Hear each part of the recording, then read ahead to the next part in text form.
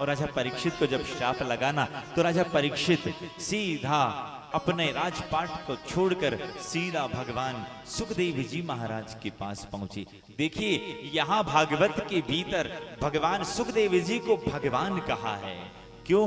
क्योंकि जब एक ब्राह्मण ने शस्त्र छोड़ा ना तो मेरे भगवान कृष्ण ही उस राजा परीक्षित की रक्षा करने के लिए सीधा मां के गर्भ में अपना सुदर्शन लेकर पहुंच गए। और दूसरी बार एक ब्राह्मण ने वाक शस्त्र छोड़ा है और यहीं भगवान सुखदेव जी के रूप में वाणी का शस्त्र लेकर राजा परीक्षित की रक्षा करने के लिए चले गए। देखो एक बात हम आपको बताएं, अगर राजा परीक्षित की मृत्यु अगर किसी दूसरे कारण से होती ना तो वहां ब्रह्मास्त्र का मान घट जाता।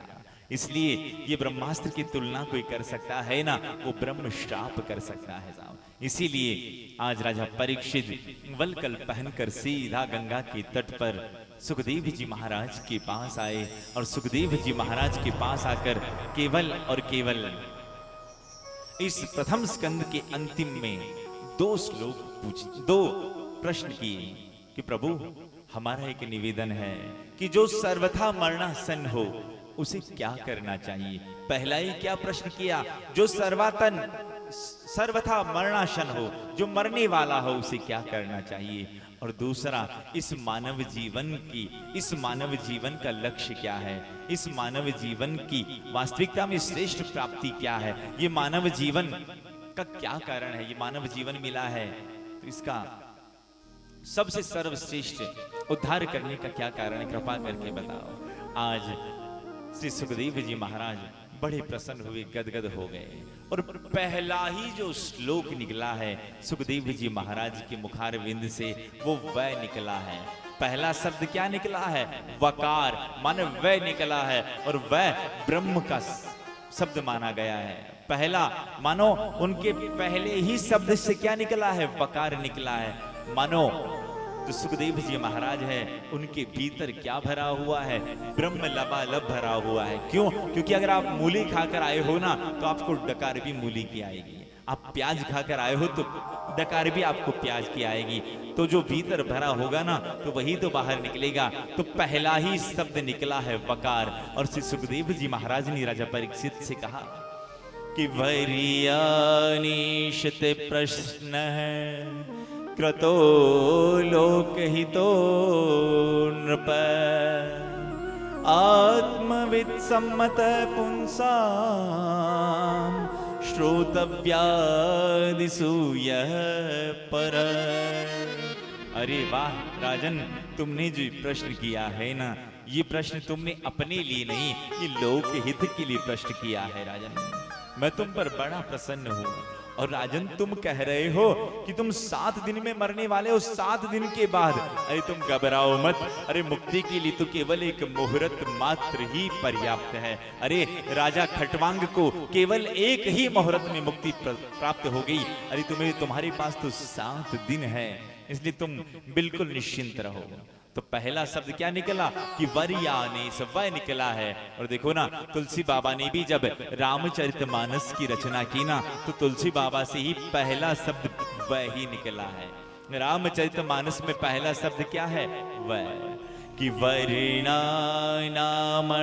संज्ञानाम रसानाम छंदसामपि मंगलानाम च कर्तारो वंदे वाणी विनायको। तो पहला ही शब्द क्या निकला है, वह। और राजा परीक्षित को निश्चिंत कर दिया कि हे राजन आप निश्चिंत हो जाओ। एक बात हम आपको बताएं, चलो ये केवल और केवल राजा परीक्षित को 7 दिन में मरने का श्राप नहीं लगा है। चलो राजा परीक्षित तो हमसे कई गुना ज्यादा सौभाग्यवान थे जो वो कह सकते थे कि मैं 7 दिन के बाद मरूंगा। क्या आपका और हमारा भरोसा है कि हम 7 दिन के बाद मरेंगे? अरे 7 दिन तो बड़े दूर की बात है। हम और आप 7 मिनट तो छोड़ो, जो सांस भीतर गई है ना वो सांस बाहर निकले ना निकले इसका भी भरोसा नहीं है। इसलिए जो राजा परीक्षित है ना, वो राजा परीक्षित तो हमसे कई गुना ज्यादा सौभाग्यवान है। तो आज राजा परीक्षित ने कहा, राजन तुम घबराओ मत, और एक बात हम आपको कहें कि राजा परीक्षित को केवल 7 दिन में नहीं मरना है, हम सबको भी 7 ही दिन में मरना है। और जिसने अपने जीवन के ये 7 दिनों को संवार लिया ना, उसका जीवन अपने आप संवर जाएगा, उसका जीवन अपने आप संवर जाएगा। क्यों? क्योंकि इसका मूल कारण है कि उसका जो मूल कारण क्या है, उसका मूल कारण ये कि जिसने 7 दिनों को संवार लिया उसका जीवन सुधर जाएगा। कैसे? ये हमारी मृत्यु भी 7 ही दिन में होने वाली है। और जो 7 दिन है ना, वो 7 दिन कौन से? पहला वार है सोमवार, और सोम का अर्थ होता है चंद्र, और चंद्र शीतलता का प्रतीक है। तो जीवन में आप आपके दिन की शुरुआत करें ना, वो शीतलता के साथ करें। सोम का अर्थ क्या होता है? कभी आप पंचांग में देखना, सोम के कोष्ठक में लिखा होगा चंद्र। तो चंद्र शीतलता का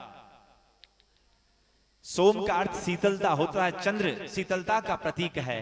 और अगर हम अपनी दिन की शुरुआत शीतलता से करेंगे ना, तो अपने आप अपने जीवन में मंगल होने लगेगा, माने ये मंगलवार हो जाएगा। तो दिन की शुरुआत किससे करनी है? शीतलता के साथ करनी है। और शीतलता के साथ कैसे? सुबह उठो ना, तो शास्त्र कहता है कि सुबह उठकर सबसे पहले और कुछ ना करो, अपने कर का दर्शन करो। कि कराग्रे वस्ति लक्ष्मी, कर मध्य सरस्वती, कर मूले तू ब्रह्म, कर प्रभाते कर दर्शनम। कहने का भाव है सबसे पहले आप आपके कर का दर्शन करो। पर आजकल लोग कर का दर्शन कम करते हैं और कप का दर्शन ज्यादा करते हैं। उठने के बाद कप हाथ में लिया, और चाय में अगर थोड़ी देरी हो गई ना, तो बिस्तर में बैठे बैठे कहेंगे कि चाय। तो यहाँ शास्त्र कहता है कि उठकर सबसे पहले कर दर्शन करो, और आपके घर में जो बुजुर्ग हो उनको प्रणाम करो, राम राम करो, जय श्री कृष्णा करें। अपने से जो भी बड़े हैं उनको प्रणाम करने की आदत डालें। तो जब हम ऐसा करेंगे ना, तो अपने आप आपके जीवन में मंगल होने लगेगा। माने ये जीवन में मंगलवार आ गया, और जब सब कुछ मंगल ही मंगल हो रहा है ना, तो आपकी बुद्धि काम करना चालू कर देगी। माने आपके जीवन में बुधवार आ गया। और ध्यान रखना, आपकी बुद्धि काम करेगी ना, तब आपके जीवन में गुरु का प्रादुर्भाव अपने आप होगा। और जब आपके जीवन में गुरु का प्रादुर्भाव हो गया ना, शुक्र का एक अर्थ होता है शुद्धि। आपके जीवन की शुद्धि गुरुदेव अपने आप कर देंगे। और जिनके जीवन की शुद्धि हो गई, फिर उसे शनि की 7.5 नहीं सताएगी। माने आपके जीवन में शनिवार हो गया।